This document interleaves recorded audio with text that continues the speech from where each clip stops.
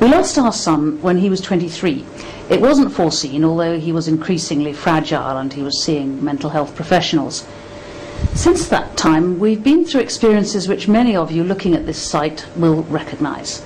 And because we're media figures, a lot of people have written to us with their own parallel experiences, and we've learnt a lot.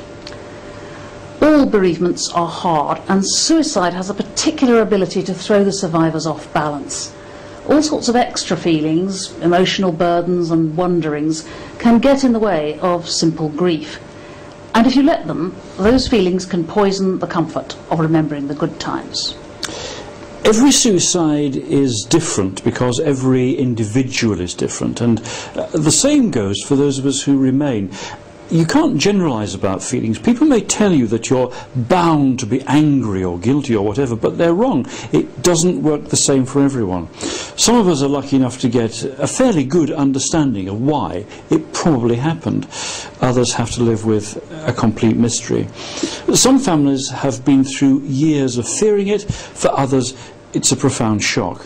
And then there are other people, and that's a whole subject in itself. Always there's the problem of how you tell other people and how far you should try to explain it or even defend it, because nobody who hasn't experienced a suicide close to them really knows how it feels.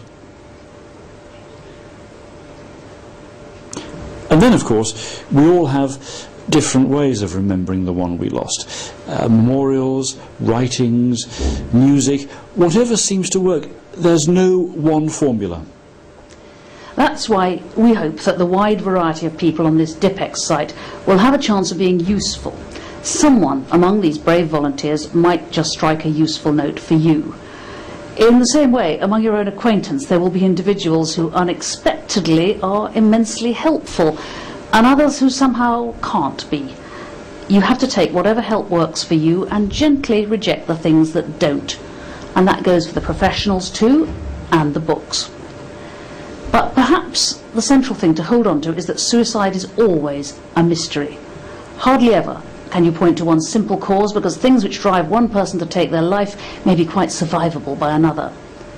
For that reason, it seems to us as parents who have to live on that feeling guilty is just as irrelevant and unnecessary as feeling angry with the person.